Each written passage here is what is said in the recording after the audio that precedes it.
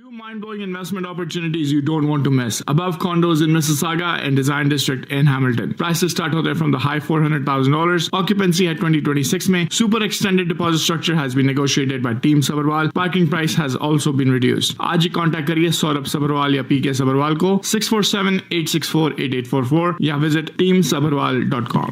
जी और टीम सबरवाल की बातचीत हम करते रहते हैं और हमारे साथ हैं one and only CEO new gen से हमारे अपने पीके सबरवाल साहब। रियल एस्टेट का कोई सवाल, one and only PK Sabharwal साहब। कैसे हो sir ji? Thank you very much Ramneet ji, बहुत अच्छा लगता है बात करके आपसे। उस दिन मिलके भी बड़ा अच्छा लगा। एंड यस, एक कई शख्सियत ऐसी होती हैं जिनको मिलके दिल खुश होता है और कई बार देख के शक्ल देखने का भी दिल नहीं करता। I know I am honoured, आपके कॉम्प्लीमेंट्स बड़ा अच्छा लगा और I am really honoured, blessed. और तुम हमेशा ही जवान हो, वैसे की वैसे, ये क्या चक्कर है यार? जब भी मिलो तुम वैसे की वैसे ही, अपना वही हैंडसम, वही जवान, वही। तुम्हारे यहाँ पर बुढ़ापा नहीं आ रहा क्या बात? सर आप जैसे भाइयों का आशीर्वाद है, हाँ जी, और दिल खोल के बात कर लेते हैं। सो इसलिए आपकी ब्लेसिंग्स है, अच्छे लोगों की ब्लेसिंग्स हो तो बंदा बूढ़ा होता है नहीं कभी भी। Very nice sir, very nice. Thank you sir ji, बहुत मेहरबानी। और थोड़ी सी बातचीत करते हैं सर, पहले ओवरऑल रिव्यू देते हैं। ये साल खत्म हो गया, मैं चाहता हूँ कि इस साल की ओवरऑल आप बातचीत करें। कैसे देखा आपने इस साल को real estate point of view? Tough था जी, बहुत टफ था। और ये आपने देखा ही है कि इंटरेस्ट रेट जिस हिसाब से बढ़ते रहे, बल्कि मैकलन साहब जो है उन्होंने अभी प्रिपेयर्ड जो रिमार्क्स जो भी दिए वैंकूवर में ईयर एंड स्पीच जो इन्होंने दी, तो उसमें भी उन्होंने ये बात कहा कि इट वाज वेरी पेनफुल।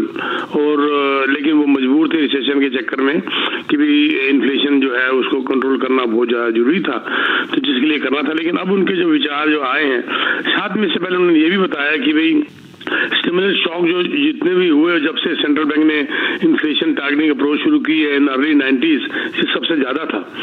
और उन्होंने ये भी साथ में कहा कि फ्यूचर डिसीजन जो है वो डिपेंड करेगा जो भी data, both data, incoming data और बैंक की असेसमेंट होगी, जो इम्पैक्ट ऑफ इन्फ्लेशन का क्या, इन इंटरेस्ट रेट वगैरह का क्या इम्पैक्ट पड़ा इन्फ्लेशन बेस पे डिपेंड करेगा। लेकिन अब टफ तो हुआ, लेकिन अब खुशखबरी ये है कि इनके साथ साथ दो मैं 3-4 इकोनॉमिस्ट को जो मैं फॉलो करता हूँ उनका भी, जैसे जेम्स लेट साहब हैं, डग पोर्टर साहब हैं, हू हैं और रॉबर्ट हू और अपना बेंजामिन ताल, इनका भी मानना है कि ये बस लास्ट है, इसका बढ़ता हुआ नजर नहीं आ रहा। लेकिन अगर डाटा कुछ गड़बड़ निकला अभी तो शायद 25 बेसिस पॉइंट 25 जनवरी को बढ़ जाए, अदरवाइज चांसेस इसके बहुत कम नजर आ रहे हैं। परसों मेरा डिनर था बेंजामिन ताल के साथ, उनसे मैंने 2-4 पर्सनल क्वेश्चन पूछे और बड़ा अच्छा लगा उनसे बात करके। ही इज वेरी पॉजिटिव और वो कह रहे हैं कि एक फ्लाइंग ऑन वायर वाली बात हो रही है, बड़ा संभल के चलने वाली बात हो रही है कि रिसेशन से भी बचें, सॉफ्ट रिसेशन भी अगर आता तो सॉफ्ट आए। जी एक सर सुनने में ये आया था कि शायद गवर्नमेंट फिक्स भी कर रही है, कल कहते हो चाहे कुछ भी हो जाए, इतना मर्जी बढ़ जाए, लेकिन they are going to fix this rates. Fix this rates मतलब जो बैंक जो फिक्स कर रहे हैं वो तो नीचे, बैंक के जो फिक्स रेट है वो तो नीचे आई गए ऑलरेडी। आपने देखा होगा बैंक के फिक्स रेट कुछ नीचे उन्होंने किए हैं। बैंक ने अगर फिक्स रेट नीचे किए हैं तो इसका मतलब क्या हुआ कि उनको पता है कि इंटरेस्ट रेट बढ़ने अब कम हो जाएंगे, बढ़ने की चांसेस कम हो गए हैं। ये तो सिंपल बैंक के इंटरेस्ट रेट से ही अंदाजा लगा लिया जाता है कि आगे क्या होने वाला है, जो बैंक क्या सोच रहा है कि क्या होने वाला है उससे अंदाजा। अगर मान लीजिए ये जो फिक्स का जो बात कर रहे हैं, अगर बैंक कहता है जी फिक्स रेट में बहुत ज्यादा बढ़ा दी और वेरिएबल उन्होंने कम कर दिया, तो उनको ये लगता है कि भी अब जिसे कहते हैं कि आगे रेट बढ़ने वाला है। तो ये बैंक की पॉलिसीज, बैंक के इंटरेस्ट रेट के ऊपर बहुत अंदाजा लगा लिया जाता है कि आगे क्या होने वाला है। जी एक सवाल आया जी पीके साहब, उन्होंने कहा ji please ask PK ji, working in US, Canadian citizen, age 25, income tax paid in US, can I buy house in Canada, is there any tax complication due to I am working in US? Nothing. पहली बात तो है क्योंकि citizen है तो इनके ऊपर foreign tax नहीं लगेगा, लेकिन इनको जो बैंक लोन जो देगा वो नॉन रेजिडेंट के हिसाब से, क्योंकि यहाँ के रेजिडेंट नहीं है तो इनको लोन में इनको 65% से ज्यादा मेरे ख्याल से नहीं मिलेगा। थोड़ा टफ है नॉन रेजिडेंट के लिए, लोन 80% नहीं मिलता। कोई बैंक इनको 70 भी दे देगा, 35% डाउन पेमेंट या 30 भी हो सकती है, लेकिन लोन में इनका शेयर ज्यादा होगा बिकॉज ऑफ नॉन रेजिडेंट। लेकिन क्योंकि ये कैनेडियन सिटीजन है तो इनके ऊपर फॉरेन टैक्स वाली बात या बैन जो जनवरी से शुरू हो रहा है वो इनके ऊपर लागू नहीं आता। टैक्सेशन जो है दोनों कंट्रीज के अंदर जो इनकी आपस में टीटी हुई बड़ी हिसाब से चलता है कि अगर मान लीजिए टैक्स इन्होंने जितना कैनेडियन का लगता है वहां दे दिया तो यहाँ पर देने की जरूरत नहीं है, लेकिन अगर कुछ कम रहेगा तो बाकी का यहाँ देना पड़ता है। यानी कि कैनेडियन टैक्सेशन पॉलिसी से ज्यादा उनको टैक्स देने की जरूरत नहीं है। फिर भी मैं बेटर ये कहूंगा कि इनकी सिचुएशन क्या है वो मुझे नहीं पता, ये तो जनरल क्वेश्चन था, ये अकाउंटेंट से जरूर बात कर लें, वो इनको सारी चीज सब बता देंगे। बाकी जो फॉरेन फॉरेन इन्वेस्टमेंट का कुछ चेंजेस किए उन्होंने, जैसे इंडिया से किसी ने इन्वेस्ट करना पहले 30% था ना, 35%। हाँ, पर वो भी सर अभी है ना, बस वो तो 31 दिसंबर तक ही है ना जी, 1 जनवरी से तो वो बैन ही कर रहे हैं ना जी, टोटली बैन कर रहे हैं। हाँ जी, हाँ जी, हाँ जी। ओके एक और मैसेज आया था, 31 दिसंबर तो आ गई सिर पे। हाँ, वो कहते हैं कि मेरा वो फ्रेंड है कि मेरी कंपनी है उसमें वो पार्टनर बनना चाहता है, इन्वेस्ट करना चाहता है, कैन ही डू इट? हाँ, कंपनी में तो कोई भी कर सकता है। हाँ, कंपनी में कमर्शियल में कोई प्रॉब्लम, ये रेजिडेंशियल की बात हो रही है जी, कमर्शियल में कोई दिक्कत नहीं है। बस कमर्शियल में कोई नहीं है, लेकिन रेजिडेंशियल में बिजनेस लोग खरीद रहे हैं, सब कर रहे हैं। घर नहीं बाय कर सकते, दे कांट बाय प्रॉपर्टी भी कमर्शियल ले सकते हो आप। अच्छा, कमर्शियल ले सकते हो, लेकिन रेजिडेंशियल बिजनेस प्रॉपर्टी सब ले सकते हो आप जी। ठीक है जी। और साथ साथ कुछ कॉल्स मिलेंगे लाइन दैट सेंस के आप वो क्या कि बाकियों को कॉल करने का फिर लाइनें बिजी हो जाती हैं तो कर नहीं पाते होंगे ना बाकी लोग। मैं ऑफ द एयर पूछ लेता हूँ, आप कंटिन्यू करते हैं। और पीके साहब, ओवरऑल जैसे लोगों का मानना ये था कि शायद कुछ लोग ये कह रहे हैं कि 23 एंड तक ठीक हो जाएगा, कुछ लोग कहते हैं कि 24 भी चला जाएगा, और कुछ ये भी फिगर रहे हैं कि अभी भी शुरू हो गई हैं जो कहते हैं कि मल्टीपल ऑफर्स ये वो। और ओवरऑल क्या राइट प्राइस है तो मल्टीपल ऑफर अभी भी है हमारे ऑफिस में, हमारे ब्रोकर में रोज बिक रहे हैं मल्टीपल ऑफर के ऊपर, ऐसी कोई बात नहीं है। अगर राइट प्राइस है तो मल्टीपल ऑफर में बिक भी रहे हैं, हमारे यहाँ पर बेच भी रहे हैं और खरीद भी रहे हैं। लेकिन जो मेरा मानना है, मैं गलत हो सकता हूँ, जो मेरा मानना है, आप भी यही है, हम भी यही है, अगले साल आपके यहाँ पर ही दिवाली से पहले लोग कहेंगे फिर दिक्कत आनी शुरू होगी, मकान मिलने मुश्किल हो गए, ये देख लेना आप, ये होगा। जी, कोई रोक नहीं सकता इसको, कोई रोक नहीं सकता इसको, ये होना है। क्योंकि जितना मर्जी ये कुछ कर लें, जब तक इन्वेंटरी मार्केट में नहीं आएगी, जब तक प्रॉपर्टीज नहीं आएंगी मार्केट में, शॉर्टेज रहेगी, और जब तक शॉर्टेज रहेगी डिमांड और सप्लाई इम्बैलेंस हो जाएगा। जब तक इम्बैलेंस रहेगा तो नेचुरली उसका असर पड़ेगा प्राइस के ऊपर। या बिल्कुल सही बात है। और ओवरऑल बिकी साहब, एक और मैसेज आया कि कंपैरिजन यदि करते हैं आप हाउसेस और कॉन्डो मार्केट से, तो कौन सी कहते हैं पहले आने की उम्मीद है वापस? पहले कॉन्डो की मार्केट तो गिरी ही नहीं है, तो इसीलिए उसमें तो फर्क ही नहीं पड़ा। कॉन्डो की मार्केट में ना के बराबर फर्क पड़ा है। हाँ। अब आप देख लीजिए, कॉन्डो मार्केट, अपार्टमेंट मार्केट, बिल्डरों ने कौन सा प्राइस कम कर दिया मुझे बता दीजिए। घरों में 2-2 लाख कम कर दिए, घरों के अंदर वो आपको कैशबैक भी दे रहे हैं, सब कुछ दे रहे हैं। पर कॉन्डो की अपार्टमेंट मार्केट के अंदर मैंने अभी डाटा दिया था, कॉन्डो की मार्केट जो है 1.8% अभी भी ऊपर है। कॉन्डो अपार्टमेंट की मैं बात कर रहा हूँ, वो अभी भी 1.8% ऊपर है। लेकिन अगर हम घरों की बात करें तो वो जैसे कहते हैं वो डाउन गए हैं। तो ये जैसे कि ये चीज बड़ी इंपॉर्टेंट है। और मेरा ख्याल है कि जो प्री कंस्ट्रक्शन है वो कम हो नहीं सकता। उसका रीजन सबसे बड़ा ये है कि बिल्डर की कॉस्ट ही पूरी नहीं हो रही। जो बिल्डर एक्स्ट्रा फालतू लगा रहे थे वो ऑलरेडी इन्होंने कम कर दिया, वो ऑलरेडी कम हो चुके हैं, तो उसके लिए वो वाली समस्या भी खत्म हो गई। तो या घरों के अंदर भी डिटैच झटका लगा है। उसका रीजन है कि लोगों ने कहा कि वो अफोर्ड नहीं कर पा रहे, तो चलो उसको छोड़ के छोटे घरों में चले जाओ। अब छोटे घरों में जब चले गए तो उसमें डिमांड अभी भी बनी हुई है। टाउनों में सबसे ज्यादा डिमांड बनी हुई है।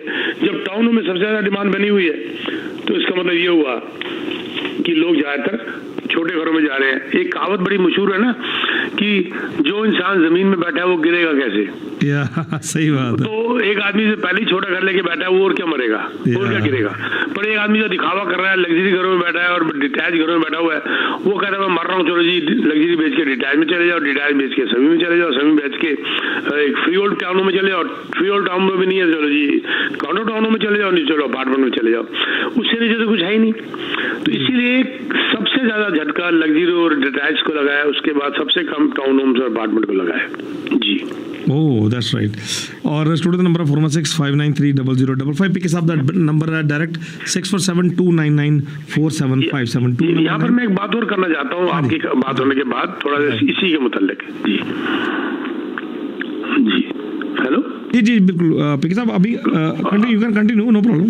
अच्छा अब ये जैसे अब देखो इसी के ऊपर हाउस होल्ड डेट की बात जाती है। हाउस होल्ड डेट जो है वो 3.8% नेट वर्थ लोगों की कम हो गई। 3.8% मजाक नहीं है, 4% के आसपास।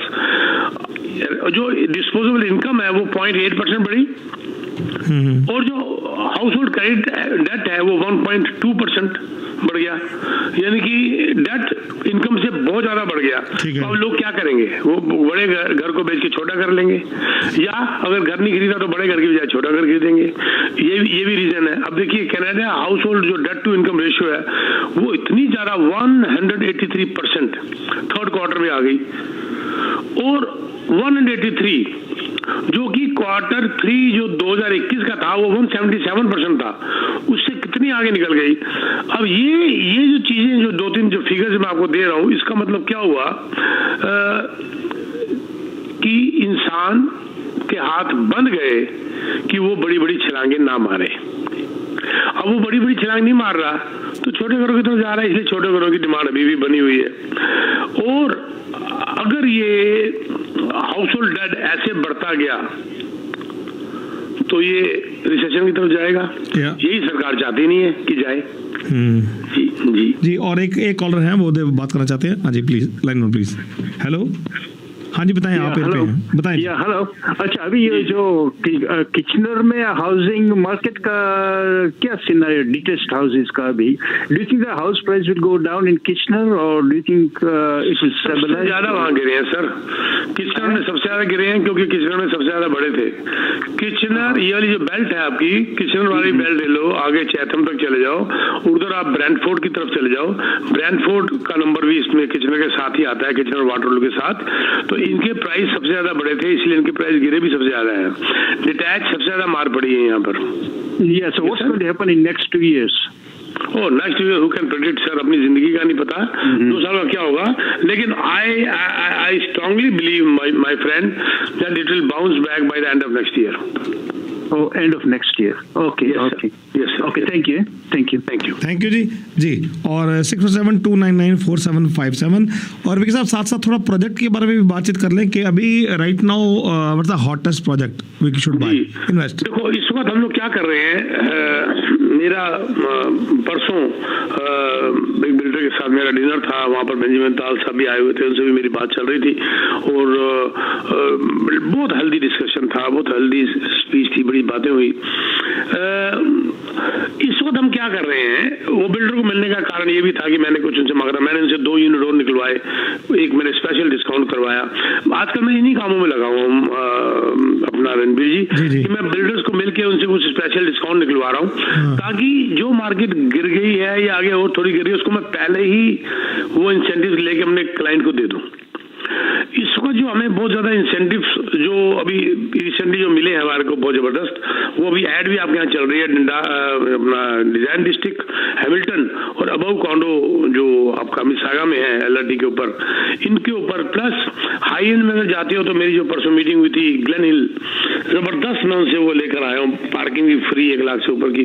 तो ये इस वक्त जो है ना प्रोजेक्ट वही अच्छा है जिसमें नेगोशिएशन बहुत अच्छी है। That's right. अब मान लीजिए प्रोजेक्ट 2 अच्छे थे एक जैसे, उसमें से एक से मैंने बिल्डर से 50,000 की नेगोशिएशन कर ली, दूसरे ने नहीं की, तो अब उनमें से वो दूसरा पीछे रह गया, पहला वाला ज्यादा अच्छा हो गया जिसने नेगोशिएशन कर दी। तो इसीलिए मैं कहता हूँ जल्दबाजी मत करिए, आप मिलिए और will discuss about the different projects. बाकी अब ओकविल में जैसे सेमी टैच घर 1.3 मिलियन के शुरू हुए पड़े हैं, उनके ऊपर कुछ इंसेंटिव्स और आए हुए हैं, पर हमें फिर साथ में ये भी देखना पड़ता है कि अगर आपको नए का शौक है तो बहुत अच्छे हैं ओगुड के नाम से, नहीं तो रीसेल बड़ा अच्छा चल रहा है, उससे मच बेटर है, 20% कम मार्केट में चल रहा है।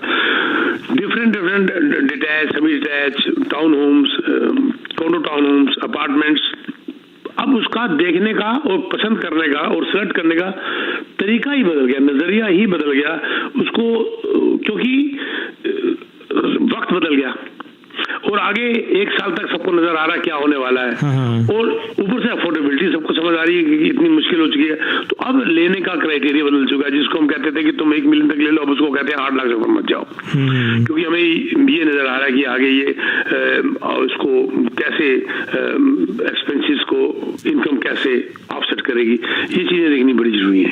एक सवाल और पीके साहब आया, कहते हैं कि जैसे आपने एक बार सजेस्ट किया था कि जैसे मेरा टाउन हाउस की क्लोजिंग आ रही है, इंटरम क्लोजिंग अभी इसी महीने और दूसरी शायद 3-4 महीने बाद आए टाउन हाउस ऑशवा में, तो कहते हैं कि जो 1 साल का आपने सजेस्ट किया था कि 1 साल रखना चाहिए, उसके बाद टैक्स आ जाता है वापस, तो 1 साल इंटरम से क्लोजिंग से होता है या फिर एक्चुअल क्लोजिंग से?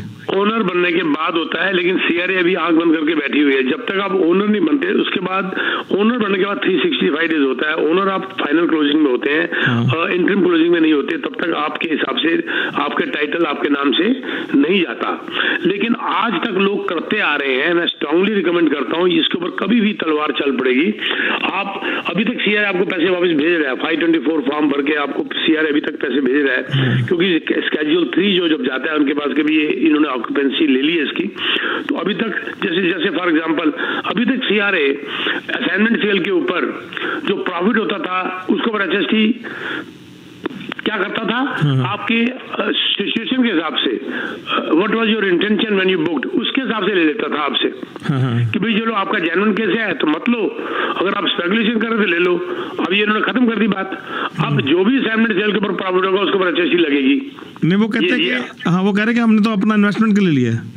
हाँ, तो नेचुरली इन्वेस्टमेंट के लिए लिया ना, तो नेचुरली वो आप सीआरए आप खुद रह रहे हो तो बात ही खत्म हो गई थी। फिर तो जब इन्वेस्टमेंट के लिए लिया है तो नेचुरली वो किराएदार रखेंगे।